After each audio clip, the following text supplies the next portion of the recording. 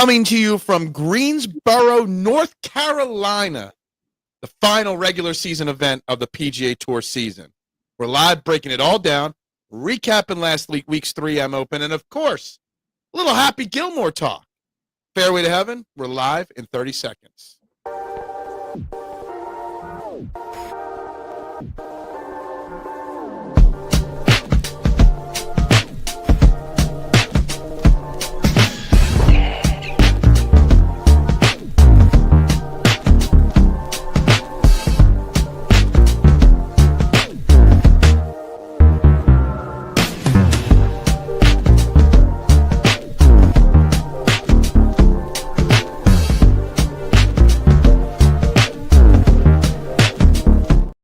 And a very good evening, everybody. And welcome to Fairway to Heaven right here on the STT Sports Network. Please, wherever you're watching, please hit that like button. Please hit that subscribe button. And, of course, please share this out. We trying to grow this STT Sports Network, and I only could do that with your help. Like, share, subscribe. And, of course, if you're watching on Twitter, head on over to the YouTube page live because we do have a poll question going. Today's poll question is not directly related to this week's Wyndham Championship. It's Happy Gilmore related. Basically your thoughts on Happy Gilmore, so please vote on that. We'll save the Happy Gilmore talk for the end of this show. We'll give everybody's thoughts and opinions on it. I know we might have some differing opinions on the movie, so we'll save that for later. I'm Phil Stiefel, guys. We got Jason Sullivan over here. We got Steven Fuentes here. Guys, holy crap. It is the end of the regular season.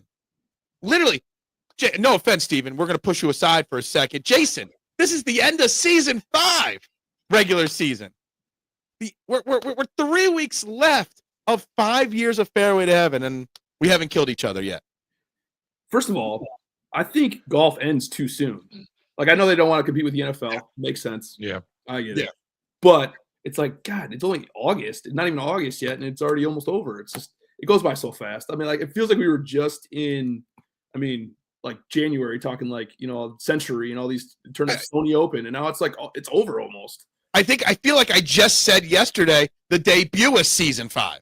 Yeah. I feel like it was just yesterday that I added Steven's name to the Fairway to Heaven Twitter page. Yeah, I did wait like 4 weeks into the season to do that. I was a little slacker with that, but like this season, like Jason says, under probation. Yeah, you're in the probation zone. I don't really make my employees stay on the probation for 2 weeks. We kept you on probation for like 4-5 weeks, Steven. No, this first year's been great. I mean, I feel like it took forever kind of to get to the first major, to get to the Masters. Yeah. But then once that first major got here, it was bam, bam, bam, bam, bam, Mm-hmm. And then the playoffs are here now. So it really is wild that this is the last week before the serious time, for everyone's favorite time, the playoffs. Doesn't matter what season. Can we spread the majors out a little bit too? I feel like Steve just said, they're like, it's too like bang bang. It's like major, elevated event, another major. It's like it's too much. Wasn't the PGA Championship originally much earlier in the season? It used to be in August. Oh, okay. So the August. I thought the schedule got rearranged. Well, maybe the Players was really early, and they've rearranged the schedule before. They definitely need to spread out the big events somehow. Yeah. I get why they do it. Like we were talking about, like they don't want to compete with the NFL. Makes sense. No one wants to compete with the NFL, but at the same time, it's like, I don't know. It just seems like it's just over, and then we got the Ryder Cup in a couple months. But yeah, I mean, and the season doesn't end. I mean, the regular season ends. You got the playoffs for 3 weeks, but then you do have a couple weeks off than the Ryder Cup. Then you do get into the fall swing, and there is more on the line this year with the newer rules with the fall swing, considering top 100 get your tour card instead of top 125. So there will be things that people are playing for in the fall. But yeah, it's kind of disappointing that we're already towards the final month of the PGA Tour season. Honestly, screw football. I'd much rather watch golf on Sunday if the Eagles aren't playing, quite frankly. It's true. There's a lot that they're not, especially earlier on in the season. So. There's a lot of weeks we don't get football with the Eagles this year on Sunday. So screw it. Give me more golf. Anyway, last week, 3M Open. The model darling Kurt Kitayama finally got another win on the PGA Tour. Jason, you like me, both had Kurt Kitayama as winners this past week. It was a great birdie fest, but it was still like there was still some excitement, even though it was a weak field in a birdie fest last week. It was fun to watch. I mean, like obviously that wasn't like two heavyweights going at it or anything down the stretch. Right. Like, it was still fun. I mean, you had like Knapp was in the picture, Stevens played really well, and it's like Mhm. nobody made any bogeys. So it Mhm. was just basically, like you said, birdie fest, and Kitayama was really good. I mean, like his Saturday was insane. His Sunday he played really well on Sunday too. It was just, I mean, like he popped so many times, and I feel like we finally got it right. So with him winning, seriously. you know what that means? That means he's going to pop all of next year again in our models because of popping last week. The damn approach numbers. It's all about the approach with him. Like Tee to Green and approach numbers. It's like you're right. He's gonna pop for the next 20 events because he won this one. Yep, exactly. So Adam asks, how do we do? So Jason and I both had Kurt Kitayama on our outright card. I actually had Kurt Kitayama, Jake Knapp, and was it Sam Stevens or Matt Wallace? I had somebody else in the top five there. Wallace. I had Wallace on my card. So I had all three of those guys. I had a top 10 finish in a big event in a GPP last week. And I also almost won another showdown with a second place showdown. So I had my best week since the Houston Open, way back in the season there. So I had a great week. How did you guys do overall? You had Kitayama too in the one and done. Don't forget. I did have one and done Kurt Kitayama as well. Yeah. So I just had a slam dunk week personally. What a week. Jason, outside of Kitayama, how was your week? Terrible. It's funny. Sorry, my bad. I mean, I had Kitayama, so it made it worthwhile. But like, yeah, it's not good in DFS. I used to be good at DFS and not gambling, and now it's switched. So I don't know. It's funny because we talk about it all the time, not to look at your lineups, but I couldn't help all weekend long because I know I had a really strong lineup, which even on Sunday at one point it had jumped up to third place in that GPP, and it fell down to 10th at the end. It was whatever. Steven, how was your overall week DFS wise? Obviously, you didn't have an outright last week, but pretty decent. That was not Jason. Hold on. Jason's laughing at me. I did not mean that in a derogatory, mean way. I'm just pointing at him in the direction of the conversation, Jason. And what sucks is I had Akshay, and going into Sunday, he was in first and just completely shit the bed. Oh my God, it was bad. I mean, the one round, I thought it was like, okay, this is a perfect setup for him. Mm-hmm. A lot of people had him. He was high owned, and up until Sunday, he panned out. And I was in a lot of different, I would say top 20 lineups going into it, and I just fell out of everything because of Akshay. But I had a lot of Knapp. I had a lot of Wyndham. Wyndham and Knapp were my guys pretty much, and then my guy who I've been on all year, Grillo. He's been consistent, and I think a lot of people are on him this week too. So we're going to talk a little Emiliano Grillo later in this show for sure. But anyway, so that was a good week. So let's get this week. Obviously, the Wyndham Championship, the last regular season event, the last opportunity to qualify for the playoffs. Top 70 make it. Thanks to Steven. Here's a great graphic.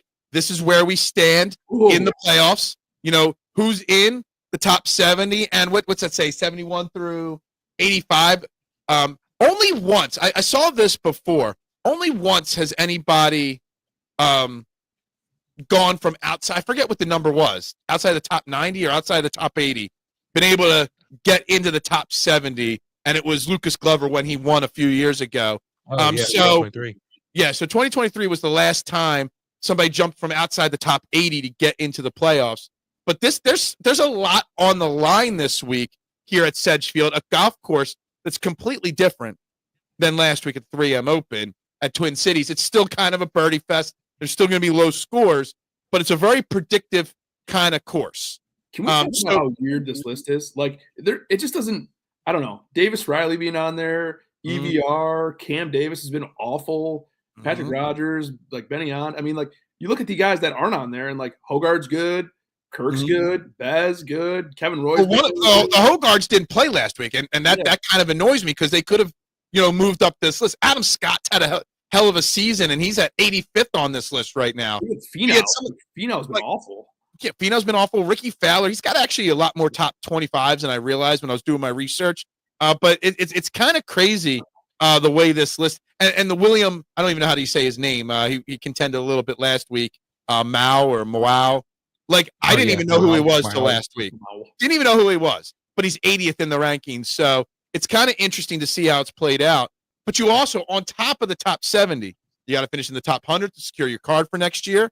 A lot of golfers in the top 50 are playing this week because if you get into the top 30, you get, guaranteed to all the elevated events. Top 50 guarantees you the top 4 majors. Plus, you got a bunch of guys like Ben Griffin trying to secure their Ryder Cup. So there's actually a lot on the line for even the guys within the top 70 this week.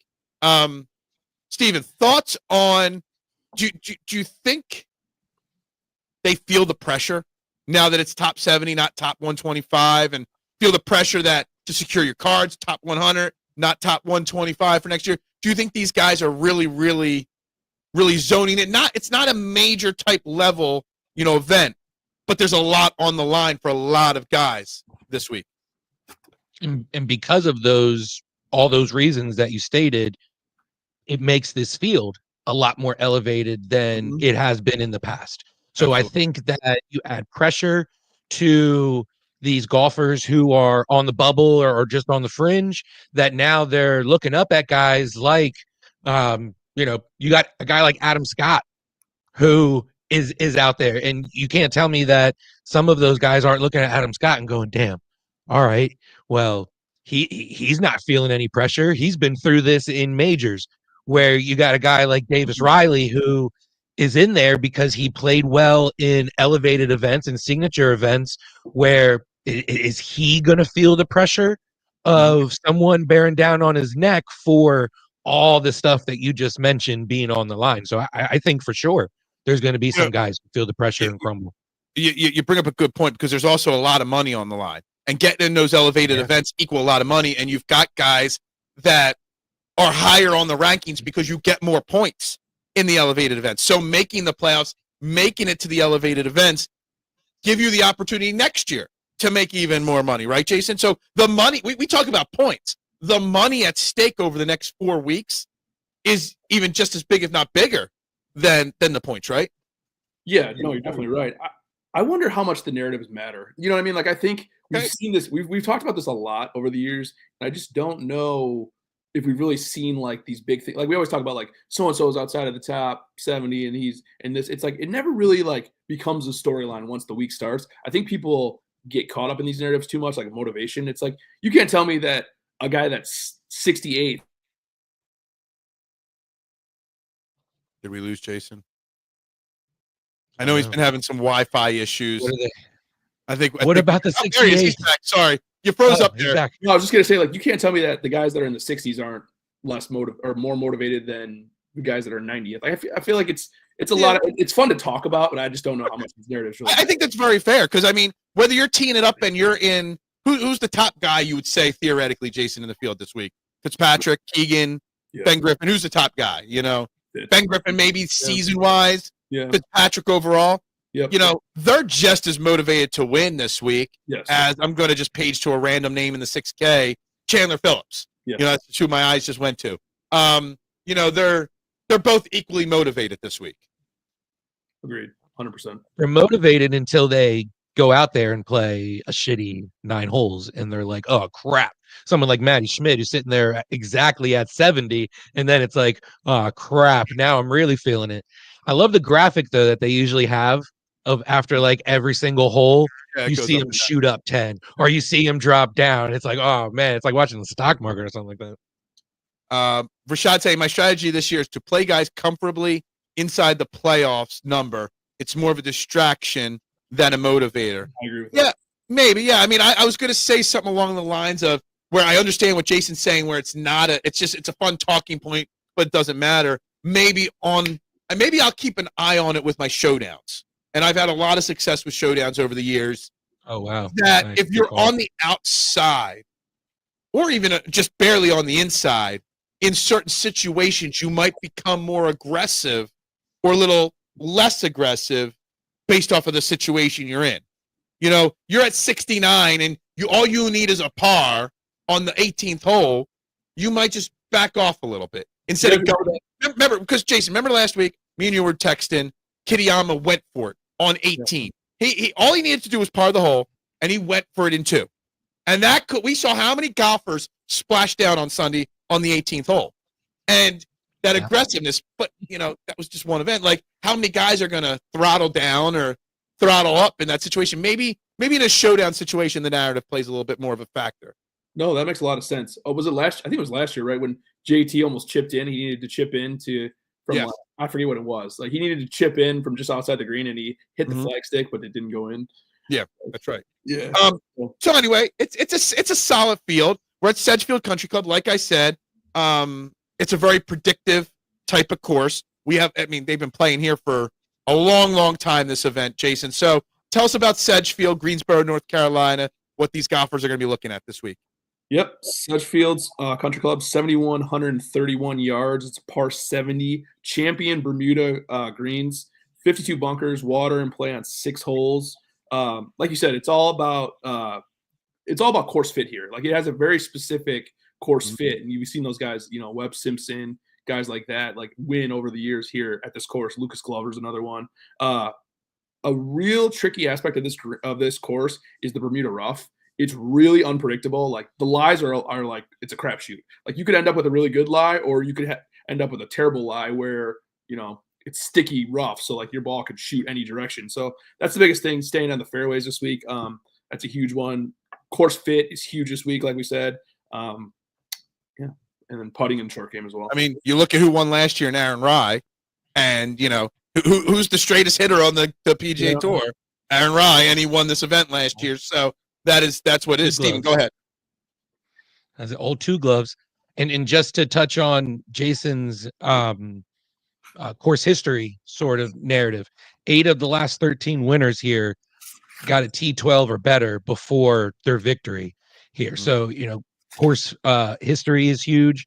And then I saw this post the other day about the Wyndham Championship. So since 2010, the average score for the winner has been 19 under, but it's the long shots. There's been 8 long shots have won this event, 5 in the mid range and only 2 favorites. And the average range for the bet was 141 to 1. So I mean, this is an event where I think, because of what's on the line, you got those guys who are really trying to make it into not just the top 70, but also deeper into the 50, thinking about the BMW. Hey, I have 3 bets over 75 to 1 this week. So yeah, maybe I didn't even know that stat, but I like that. I like that information. All right, let's dive into the field. Obviously, there's 3 guys in the 10K range and above. 3 very interesting names. Matthew Fitzpatrick's the top of the board, 10-6. Obviously, had a struggle late last year, started this year, seems to have turned it around. We've got Captain America, Keegan Bradley, captain of the Ryder Cup team, who's had pretty much playing himself into playing on the Ryder Cup team. And then you've got, after finally taking a week off, you've got Ben Griffin at the bottom of the 10K range, who I think kind of all the excessive playing finally caught up to him with missed cuts at the John Deere in the Open Championship his last couple times out. Jason, we'll start with you. Those top 3 names. What are your thoughts on all 3? I mean, there's only 3 names, so we can touch on all 3. But your thoughts on those 3 guys, and if you'll be playing any of them this week? It's a weird range. I feel like I like all 3 of them. I don't love any of them. Like I think Fitz is going to be the most popular, probably by far. Relatively, he's been really good, so I get that. Like he's showing the form. He was good in Detroit, so he's good at easier courses too. I just am not, I don't know, in love with playing a 30% Fitz. But then you look at the other 2 guys, and like Ben Griffin missing 2 cuts in a row, like you said. Like, did he burn himself out? Is he playing for the Ryder Cup still? I mean, I think he's paired with Keegan, isn't he, this week? Yeah, he is. I did see somebody tweet that out. Yeah, they're in the same group, so that'll be interesting to see. But honest to God, I'm probably going to play 2 of them, and I'm not 100% sure. Ben Griffin's going to be one of them, but I think Keegan's probably going to be the other one just because of ownership. Right now, the lineup generator percentage has Matthew Fitzpatrick as the highest in this field at 28%. So I could definitely see that creeping up to, if he's already at 28%, there's a good chance we're going to see north of 30% Matthew Fitzpatrick. Steven, thoughts on this range? I'm kind of in the same mindset. I think Keegan is trying to play his way in to be automatically, so he doesn't have to pick himself, sort of deal. So it's, the motivation is definitely there. I'm not too I'm not going to hold it against Ben Griffin for whether it was burning out or whatever it was, or going across the pond and just not being able to perform because of what do I have? It was 6 straight top 15s and a win in that. So it wasn't like, it was a short sample size, kind of like what we're seeing from Goddard right now. It's just getting hot at the right time. Like for Goddard, I think for Griffin, he played well enough to give him the benefit of the doubt that out of this range, I have no problem going back to him. But I think all three of these guys have their case for a reason to play him. Go ahead. Sorry. No, Griffin, I mean, look, his last 2 times here, T7 and a 4th. So, yeah. I mean, this is, of course, that's made for him, too. Yeah. Tournament history does matter. Yeah. Plain and simple here. And I don't know if Matthew Fitzpatrick played it before, but on Fantasy National, they only go back the last 5 years on the one screen. He hasn't played here in 5 years. I'm actually in the boat of completely fading the 10K range for all the things you guys have said, especially with ownership, the inconsistencies with Ben Griffin, Keegan Bradley, how distracted. I mean, I get the narratives are fun to talk about and might be overblown. I think you can make a case to play them all, but you can also make a case to not play any of them. The 6K range is brutal. If you play one or two of these guys, I like a couple guys in the 9K range a lot, and some that nobody else liked this week. I would rather take 2 9K guys and 2 low 7K guys than a 10K guy, a 9K guy, and then have to dip my toes into this. I want to avoid the 6K range 100%, which I don't normally do. I normally try at least one stars and scrubs lineup or try to dabble a little bit to get lucky with a low-owned guy. I almost feel like you have to completely forget about this week. You just have to move on and focus on, building a balanced lineup. And unfortunately, there's a question mark with these guys at the top. And to me, it's a complete fade from the top end. Yeah, I like it because there's definitely strategies that you can have with guys in the 7K range alone to completely avoid. And like you said, there's guys in the 9K range. I think it's just more of a personal preference for people. I would rather multiple 9K guys than one 10K guy in my lineup if possible. And that 9K range is loaded. You got Hideki, you got Bobby Mack, you got Spieth, you got defending champion Aaron Rye, which I think is a little high priced at 9,300. You got Harry Hall, you got Jake Knapp, and you've got your nemesis, Steven, Akshay Bhatia. On a side note, I was so happy. My father-in-law owes me money. Just so you know, I'm going to call him out right now on the show. My father-in-law owes me money because he asked me last Sunday morning before the final round. He's like, dude, I really like Akshay. Throw a $10 bet on him. I'm like, dude, his number's 4-1 right now. He was like 45-1 before the event. He's 4-1. You do not want me to place that bet. He's like, do it anyway. I'm like, no, won't do it. And he didn't thank me for saving him $10. And I asked him. I saw him last night. I asked him for a thank you, and I did not get that thank you from him. And I'm a little disappointed in him. I saved him $10. He should give me at least $5. He gave you Melissa. He saved your life. Okay, so he didn't give me you owe him. He dropped Melissa on my doorstep and ran away and said, "Don't bring her home." Anyway, side note. And he just pissed me off so much because it just proved that he is not ready to go into a Sunday at the top. If he's gonna come from behind, you know what I mean? But he's not ready to be in that final grouping and going out there and holding that lead yet. He hasn't reached that evolution of his Pokemon. Still a gutless loser, or no? He's like an ultimate. Is he on the gutless loser list now? Yeah, he's on the bench for that. He hasn't made the starting lineup. Yeah. All right, let's talk about this 9K range, and I want to jump into this 9K range a little bit here, because there's a name I love, and I asked it on the I think I asked Andy Lack on his show about why everybody's so off on Jake Knapp, and I love Jake Knapp again this week. I know he didn't finish last. He withdrew last year. I don't remember what happened with him last year. But Jake Knapp is playing some of the best golf on the PGA Tour right now. Jake Knapp hits the ball great off the tee. He's a great putter. Like, he's a phenomenal ball striker. He makes a ton of birdies. Why wouldn't you want Jake Knapp in your lineups? Like, to me, if I would go 100% on somebody this week, I would 100% anchor all my lineups with Jake Knapp, no hesitation.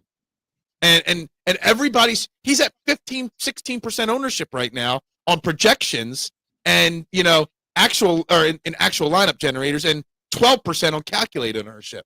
I think that's a major disrespect to Jake Knapp right now, Jason. I see you shaking your head no. I don't agree. No. I think I don't understand why. No one's giving me an answer why. I think he sprays it too much off the tee. I think that's the biggest thing. He's 93rd in fairways. So, and he's also not good at greens in regulation. So I think you need to hit the fairways and then hit the greens in regulation on this course. So I don't hate him. And I can see why, like you said, his form has been amazing. He's hitting the ball probably better than anybody.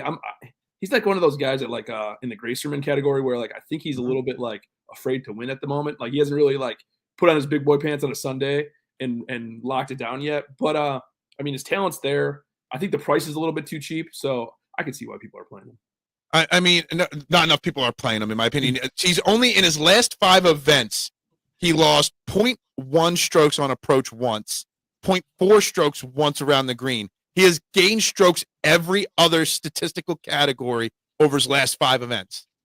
So I know what you say about his spraying it off the tee. I know what you're saying about, his around the green. But he's even gaining strokes lately around the green because his game's just transformed a little bit. He's maturing before our eyes, I think. And as you see him mature, I think his game's getting better and better.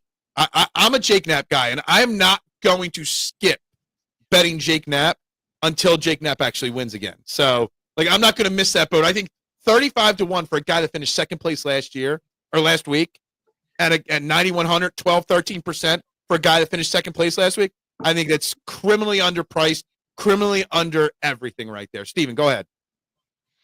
And I think it's more of why he's not being played is because the narrative of him being on, you play him on a Bombers course where, you're not really going to get penalized for spraying it. And this is one of those courses where you think of clubbing down for the most part, but I'm with you, Phil. He went for it on Sunday. It's not, he was going for solo second, and he just, he one club and that's it. I mean, he's sitting right there. And so that tells me that he is hungry and he wants it. He wants to go out there and get that win. But if he's having to club down, like you said, the way he's striking his irons right now, why not? Why not go play him? And at 9,100, if people are going to not play him, if you're saying his ownership is that low, I mean, you're going to be able to work in another 9K guy possibly if you want. Because I like Harry Hall. I was just going to say, you could do a lineup with Knapp. You could do so much worse than starting Knapp and Hall with your lineups. Yeah, big time. I'm doing this right now. Hall's one of my guys. Not that you want just a top 25 from a 9,200 guy. You might want at least a top 20, sort of deal. But he's been that in all season. He's been up there, elite putter, and that's what you're going to need here. So I think if you go Harry Hall and Jake Knapp, you still have 79.25 left to build your lineups with. Solid. Yeah. That means you could dip one 7K guy and then go all 8K rest of that. I mean, it's pretty damn well. Jason, what else with this range? I mean, Steven says Harry Hall, who I like. There's a lot of great plays in this range. I want to jump on Harry Hall too, to make the case even stronger. 6th in strokes gained total in the field, 5th in bogey avoidance, 1st in birdie or better. So he makes a ton of birdies and doesn't make a lot of bogeys, and he's the best putter in the field. Mm-hmm. So I mean, to me, I think a win's coming soon for him. He doesn't 3-putt ever, so it's such an advantage for him. So he's my favorite in this range. I agree, kind of what you guys are saying about this range in general. The most interesting guy in this range to me is Hideki. Okay. The approach game has been actually pretty good. Everything's been good. The putter's been better. The approach game's been good. It's just off the tee. He just struggles so much off the tee, but it's like, does he turn it on? And he's obviously a better golfer than most guys in this field. It's like, I know that that's a narrative 100%, but it's like, it's appealing to me. I was hoping he would be like 8% owned this week, which I'm seeing like 15 or 16, which sucks. But I'm considering playing Hideki this week, I'll say. What about defending champion Aaron Rai? He is obviously the straightest hitter of the golf ball in this field, without a doubt. Okay. And I mean, he hasn't been great, but he hasn't missed a cut since the 1st of June at the Memorial. He's actually not been playing a lot of golf. He's only been playing like 2 events a month, basically. You got to hit the ball straight. All the reasons you don't like Jake Knapp, the complete opposite with Aaron Rai. And it's hard to win the same event back to back. So I'm not asking or suggesting you go out and bet him at the last I looked, he was 30-1. I'm not suggesting that. But Aaron Rai at 12.5, 13%, 14%, hits the ball straight, should make the cut. Is there any Aaron Rai love? The price is expensive. Yeah. I wonder if I don't like guys going back to back, the idea of guys going back to back. And I don't know if I want to waste just a play on him at this range. I think there's better plays. I'll put it that way. I think his form, like you said, he hasn't missed cuts, but he also hasn't contended in a long time. So, I'm good with that. All right, let's get into this 8K range here. More great names in the 8K. Real quick before we do, on Bethea. Bethea does have a great approach game. He's not the greatest, straightest hitter. I think Bethea is a strong fade because of how bad he was off the tee last week, right? If you want to hit it straight, he was all over the place last week. It doesn't get in his head, Jason, like Steven said. He's also missed all 3 cuts here that he's played. Okay, so there you go. I'm out on Bethea. Yeah, I'm out on Bethea as well. All right, 8K range starts with Lucas Glover, the 23 champion. Last week's champion, Kurt Kitayama, is in this range. Surprisingly, he's only 14th in my model. He didn't pop in the model this week. You got a lot of names. Adam Scott, who's trying to get into the playoffs. Ricky Fowler, who's just on the inside. Ryan Gerard won a few weeks ago. You got a lot of names. And again, I want to start at the bottom of the 8K range with the same thing with Jake Knapp. I asked this question on somebody else's podcast. I'm all in on the same guys I was in on last week. Wallace, Stevens, Knapp, because they're playing great. They might not be necessarily the perfect course fit, but these guys are ramping up and pushing really hard at the end of the year to make a name for themselves. And I'm going on current form with some of these guys. So, again, I'm in on Sam Stevens again this week, DFS-wise, and nobody else is because maybe he's not a perfect course fit. So is it the same thing apply, Jason, with Knapp or with Stevens as Knapp? He wasn't a good course fit last week either, though, to be honest with you. No, he wasn't. Because he's a bomber. I mean, like, that got taken out of his hand, but his approach game was so good last week. His putter was really good, too. So I don't hate that play. Sam Stevens is right now between 6 and 10% right now at 8K. That could be a really good play. To be honest with you, I know that I've heard a lot of people say they like this range. I hate this range. I don't love anybody in this range. You can make a case for Stevens, I think. A lot of people are going to play Adam Scott. My favorite's Denny in this range just because of his course history, but I'm not in love with anybody in this range. Okay. Steven? Just to tag on Jason, I like the Denny pick, but I like Lucas Glover. I'm going with guys who have performed well here, short course guys who, you play them on their sort of courses, and this is his sort of course, and he's in good current form. T9, T5, and T23 in his last 3 starts. And I just want to go back to Aaron Rai. He's sitting in 58th place right now. So he is definitely double motivated because he's trying to make it inside the top 50 while also not trying to get knocked out the top 70 at the same time. So if we're showing any love for your guy, you know what I mean? I'll put both gloves on and show him some love right there for some Aaron Rai. All right. How about Ricky Fowler? Ricky Fowler's getting a lot of love this week. Doesn't have great course history, but honestly, his ownership percent is only at 10% right now. I think a lot of people are skipping the 8K range like you, Jason, by the way. Ricky Fowler's quietly put together a solid, not a great season, but a solid season. 1, 2, 3, 4, 5, 6, 7, 8. I've got 9 top 25s on the season for Ricky Fowler. If you would have said that to me, I would have said you're lying. I would have had to fact check it. Like, Ricky Fowler's playing good golf this year. He's not playing great golf, but he's playing really solid golf this year. I just worry about his upside. I think he's solid, but he doesn't have the winning upside anymore, which sucks because I love him and I hope that he wins someday again. But I just don't know if there's enough winning upside. Well, I'm not saying he's going to win this event, honestly, I don't think he will win this event. But the top 15 at 10%, Ricky Fowler top 15 at 10%, in my opinion, is a fantastic play. Missed both cuts here, though. 500. Yeah, he did miss his cuts here, so poor course history. But again, he didn't start turning it on till last year, late 2023. Last year is when he started his turnaround. Some of those missed cuts are when Ricky Fowler was in the downward arc of his career that he had. His little hiccups he had early in his career in that little stretch there. That's when he was missing the cut here at this event. So I might almost throw those missed cuts out the door to an extent. Steven, anybody else we like in this 8K? Do we like Kitayama after a win? I don't necessarily like Kitayama after the win, despite how great he looked last week. Anybody else in this range, Steven? I was going to ask you guys about Sam Stevens. Has he earned the right of not just being known as a bomber guy the way that he has played this season? He's been pretty solid with the irons. I mean, you look at how many top 20s, top 25s he's had. I mean, just last week, how well he played. He's been consistent enough for me to feel like, wow, like at 8K, that's wild. I mean, Luke Clanton is priced higher than him, for Christ's sake. And in the season that Stevens has had, I feel like he should get more of just a label as a bomber. Can we as an industry stop the Luke Clanton love? Like, the dude has not been good at all. I like that. I agree with that. I agree with that His statement. betting number is still like 30 too. It's insane to me.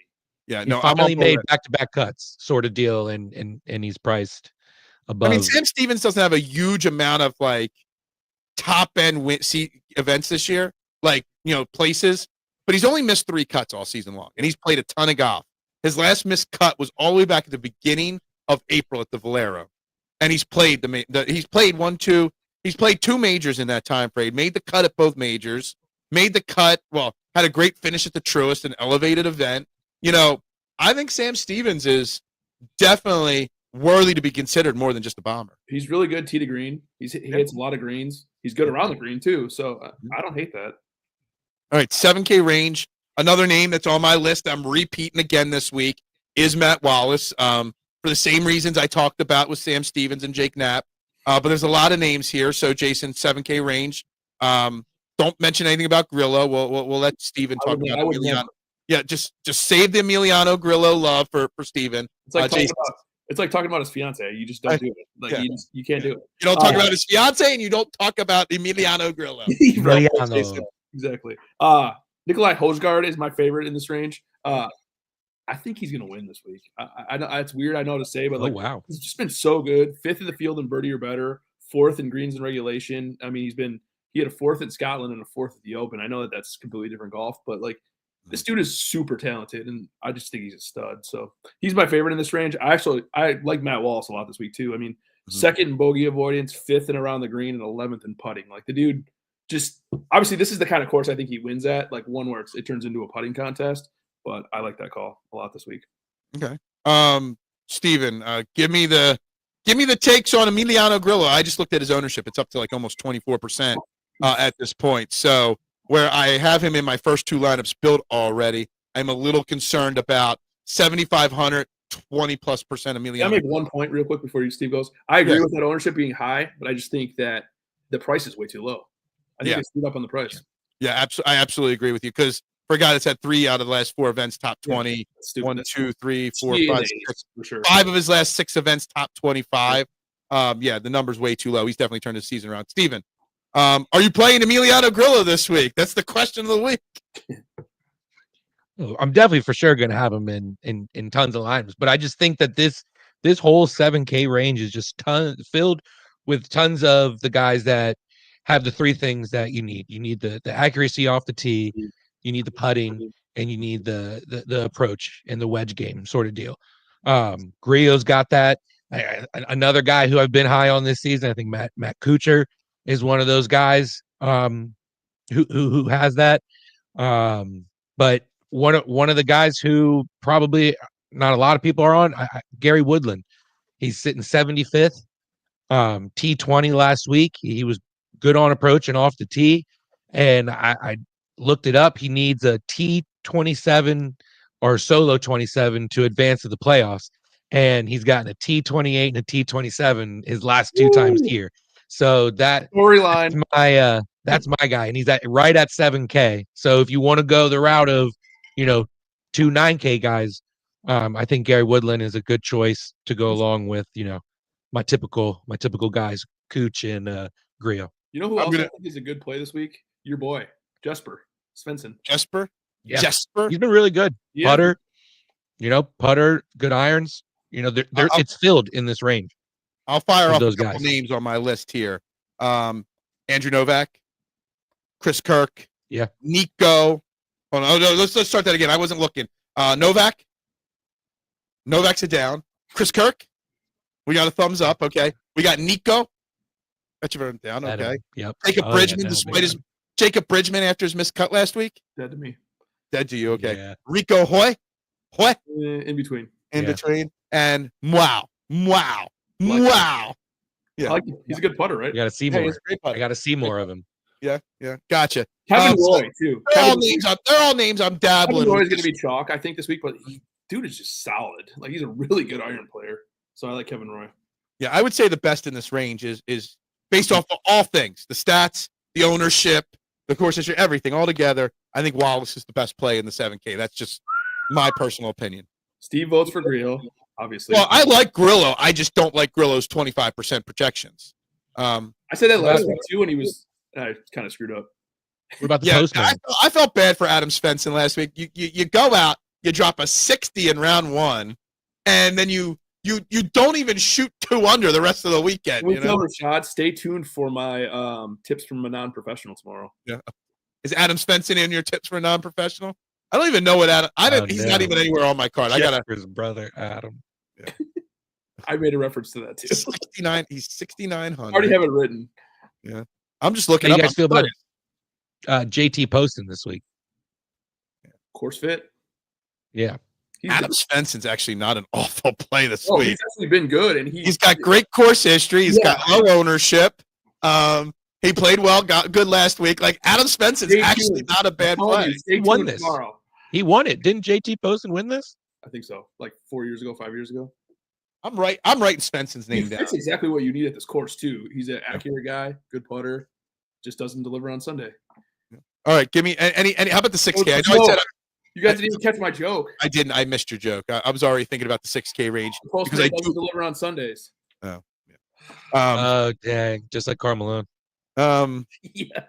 There is one play in the 6K range I like this week, and I think he's mispriced. Yes, I think he should be in the 7, Sean and that's Victor Perez. Oh, okay.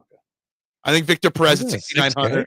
He is What's the ownership? 6,900. Victor Perez. What's the ownership? I'm getting to. He's 10th in my model. Accurate off the tee. Good on that short par 5. Ownership. That's not bad.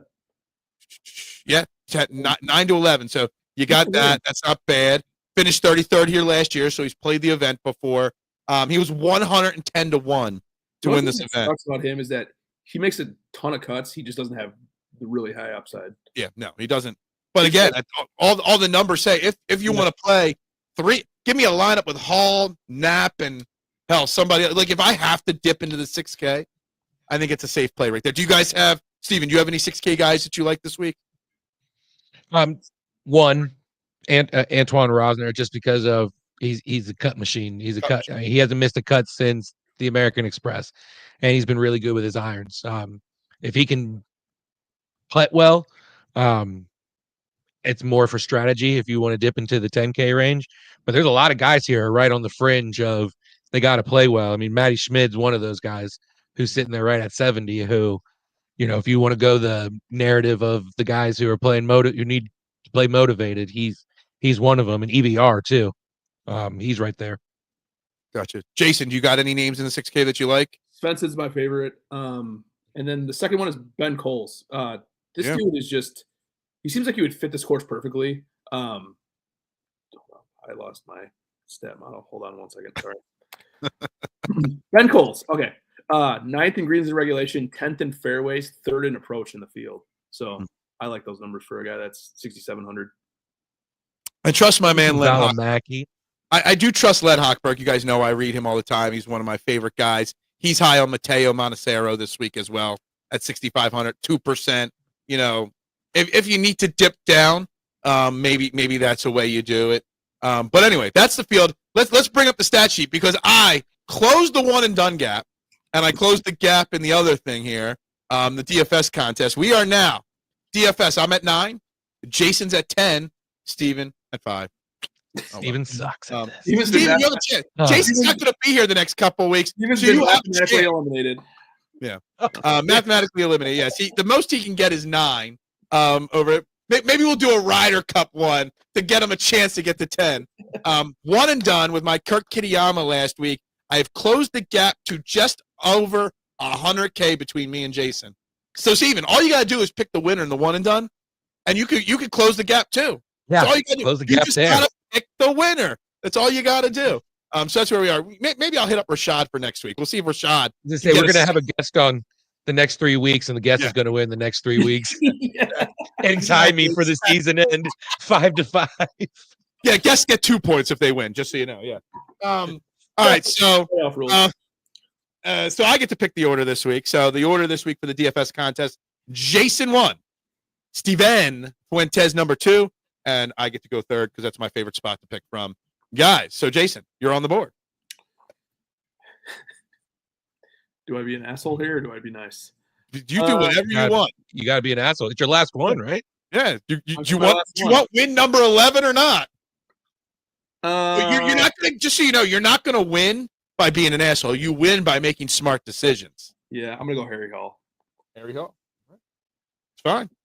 I think you guys know what I was about to do, but I didn't do it. I don't know.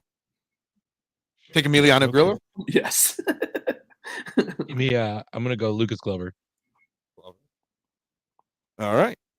So I'll be the asshole. I'll take Jake Nett with my first pick, and Emiliano Grillo with my second pick. I am. No problem being the asshole. It's not being an asshole. Right. It's trying to tie it's you not. for the lead in this contest. Okay. I'm trying to build a winning lineup. I'm going to go with Denny. By the way, also, I do put this in a $1 event, so I do want to try to win money as Me well. too. You know what I mean? So it's not like I'm being an asshole. I'm trying to win money here, Jason. I'm gonna go Ben Griffin and I'm gonna go Nikolai Holsgaard. Better put an N in front of that. Okay, gotcha. Not Steven. Rasmus, although he's not a terrible player either. No, not at all. Nikolai. All right. I'm going to go Christian Kirk. Chris Kirk. Just Kirk, not Christian. Yeah, he's not Christian. Well, maybe he is. I don't know. I don't know. I think This one I've heard him call that before. he's Chris. Oh no, I'm thinking football. My bad. Just Chris. I was looking at cheat sheets earlier. I didn't know he played for Houston. Yes. All right, I'm going with Sam Stevens and Ricky Fowler with my next 2 picks.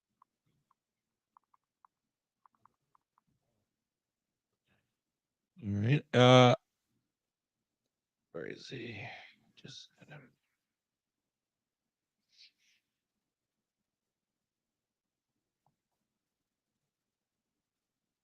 I'm gonna go with Aaron Rodgers. Bastard. I already wrote down my next pick. I wrote down Aaron Rodgers. Like, literally, I'm like, nobody's going to take Aaron Rodgers. Let me just write down my next pick ahead of time. And there it goes. In the words of Pat Mayo, I'm gonna go with Nacho Roy Toy. What? Nacho Roy Toy. Have you ever seen him say that? No, who's that? What's his name again? Hold on. You don't even know who you're picking? No, I know. Kevin Roy. Jesus. Evan Roy. He calls him Nacho Roy Toy. Gotcha. Do you get it? Come on. I get it, but it's not that funny. It's pretty funny. It's not that funny. And then I'm gonna go with who else do I want to go with? Purely gut feel. I'm gonna go Davis Thompson. Oh wow. Okay. All right.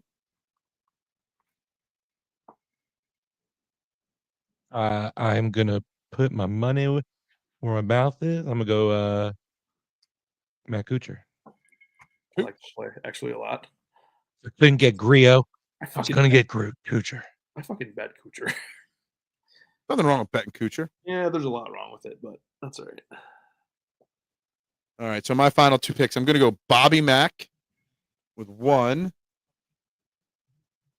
He's interesting this week. I agree. Yeah, with that. Yeah.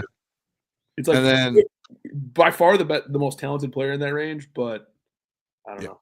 it's a risky move. Yeah. There's no doubt about that. Hold on 1 second. So he's ranging between 10 and 17%. That is a huge range on ownership percentage right there. And then I'm going to go.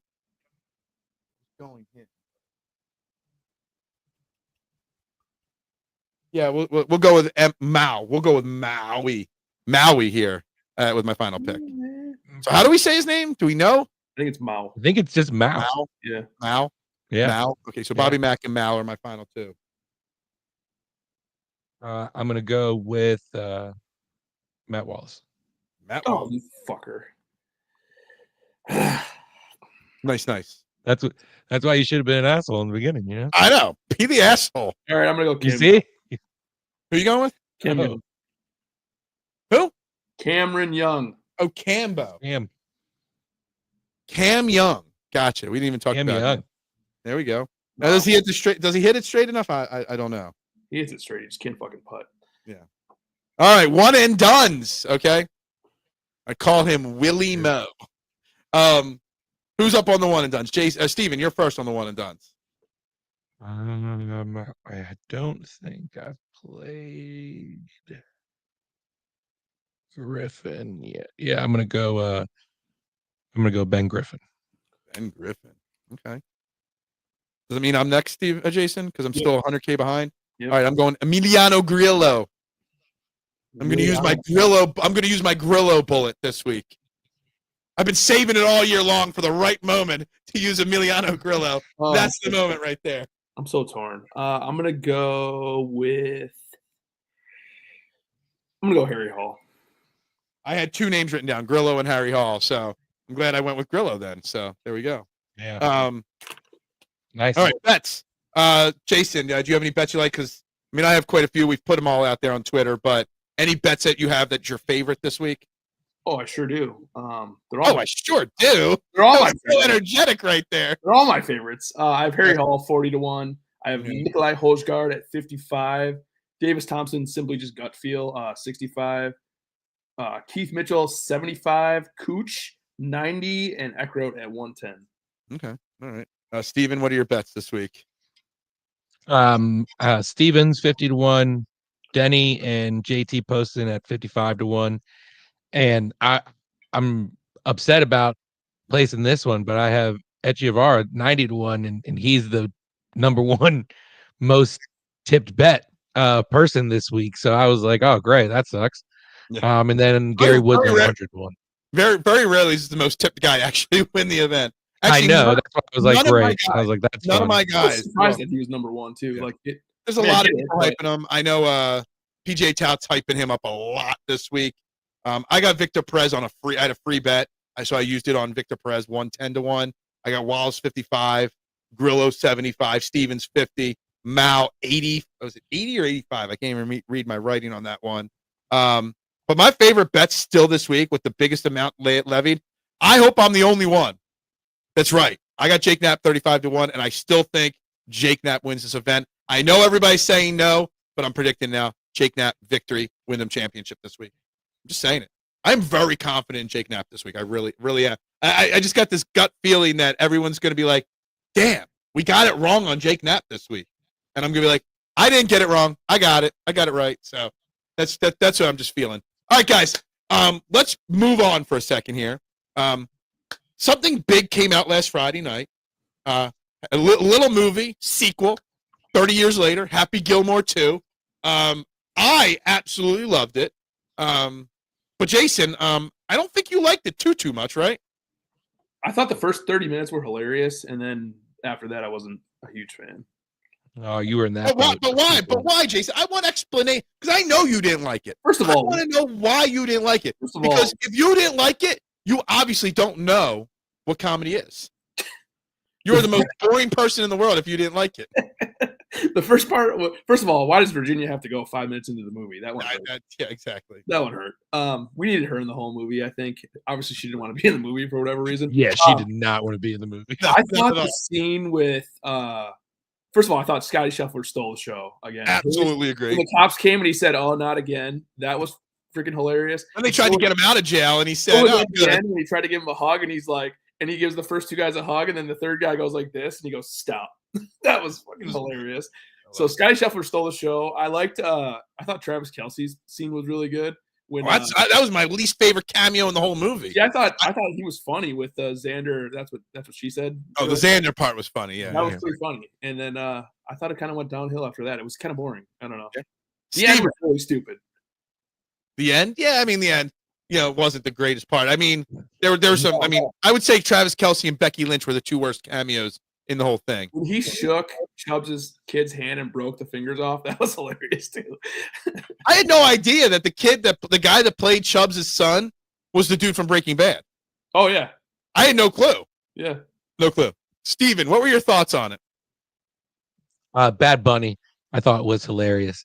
Stole the show. I saw a clip of Bad Bunny and Adam Sandler on, I think it was like Jimmy Fallon, and they were talking about like the first time they had ever met each other. It was at a Lakers game, and like they actually have like a legit, friendship. And so it was. I thought Bad Bunny was great. I thought it was. I cracked up at JT like fanboying at Happy and like snapping the pictures. And I think Kelsey's role cameo would have been great if it just was left at the Arnold Palmer joke. Yeah. If that's all he was there for, is to make the Arnold Palmer joke with Jack, perfect. That's it. Nothing more. Did you hear and Colin Morikawa is so annoying, even on film. When he said, "And you were gonna," I was like, "Oh, that's him in real life. That's not him acting." I don't even like him on film either. Don't like him on the course. Don't like him anyhow, anyway. Doesn't matter. The original plan for that was to have Travis Kelce was supposed to be his kid. That was the original plan. Oh no. To have be somebody couldn't commit to enough filming time. MJF did. He was the best wrestler cameo as his son there. MJF. So I thought that the an underrated part was the cemetery when it had all the people that had died in the first one were all buried in there. The jackass guy and the they missed out on the opportunity of having Drew Carey, taking over for Bob Barker in that part. I thought that was. I got to say, Bad Bunny first and foremost. I'm not. His style of music is not for me, but he's obviously an extremely popular and very successful musician. For you guys that aren't big wrestling fans, Bad Bunny put the work in and became a phenomenal wrestler. And now Bad Bunny puts the work in and stole the movie. I mean, I think his part stole the show. Like, he was just hilarious the whole time. Then he's got to get his own caddy to be the caddy. I thought that was fantastic. I'm glad they didn't miss the boat on bringing Will Zalatoris in to be the caddy grown up. I mean, if there was anything they had to do that, and them doing that was just spot on. Like you said, Jason, Scottie Scheffler, out of all the golfers, stole the show completely. I was expecting Bryson to steal the show. No, it was Scottie. Yeah. But there's so much talk of people bashing this movie for how god awful it is, and I think they missed the point. It was never going to be as funny as the original. Right. It was there for nostalgic purposes. It was there for a good, lighthearted. Somebody on my morning show always calls bad movies good popcorn flicks. It was a good popcorn flick. You make a bowl of popcorn. You sit down with your wife, your friends. You laugh a little bit. You laugh at the jokes. You laugh at how bad some parts of it are. And you just enjoy it. It's good, clean comedy fun. It wasn't overly offensive in any way. I thought it was exactly what I expected to be. Cheesy, good, wholesome fun. It hit the mark, too. 45.7 million people watched it in 3 days. So I'm shocked. It did what it wanted to do. Netflix didn't crash for me while I was trying to watch it, because Netflix has a tendency to crash when something big happens. There were way too many product placements, but you expect all that. Like, everybody was mad at some of the cameos and the product placement. What did you expect them to do? There has not been one great Adam Sandler Netflix movie yet. Did you expect it to be like, there's never going to live up to the hype? And we were talking about it this morning. I don't know if you guys have seen it. Obviously, you got coming up soon, you got the new Naked Gun movie, rebooting that. But this past summer, they rebooted Beverly Hills Cop with a new movie there. It's exactly what you expect. Never as good as the best or the first, but fun. And that's okay. It doesn't have to be perfect. And I think it's getting way too much of a bad rap from way too many people online. It fit the mold for exactly, what you wanted it to be. You don't even need to pause it if you got to go to the bathroom, sort of deal. Like, oh, okay, if I missed that part, let's just rewind it. But that's what you do for it. But no, it was it hit all the nostalgic notes, I think, for the people who were really into the first one, and especially the Adam Sandler crowd. Adam Sandler fans. It was big. And I'm a I huge love, Adam I Sandler love guy. how they got Adam Sandler's kids involved with it and stuff like Always. that. Yep. I think that was fantastic. I guess we lost Jason. I know he's been having a hell of a lot of internet issues there. Detroit Detroit hasn't hit 4G yet. So I know he's having a lot of internet That's the issues up problem. there. Yeah. They're still in the middle of nowhere. So, the When they dial get to the Super Bowl, they'll hit it. Somebody called him on his house phone and it knocked him off the internet. So I understand that problem happened with him. But anyway, we're going to wrap this show up for the day here. Wyndham Championship Breakdown. Mike, make sure if you haven't already, you like this video. You should share it. You subscribe. If you've got questions, we will answer the questions. Hold on. Jason's texting me right now. Internet went out again. There we go. So we'll be back next week, Steven and I, because Jason is putting his child's football career ahead of the show. Unfortunate, but that's the way it is. But we'll try to find a guest. Maybe I'll get Rashad next week. Maybe we'll get Elise for the second round. I'll try to find There we go. Then we'll try to find someone else for the third round. I got a couple tricks up my sleeve here for that. But anyway, Steven, thank you very much. For everybody, have a great night. Always. We'll be back next week. Let's make some money again. Bubbles up.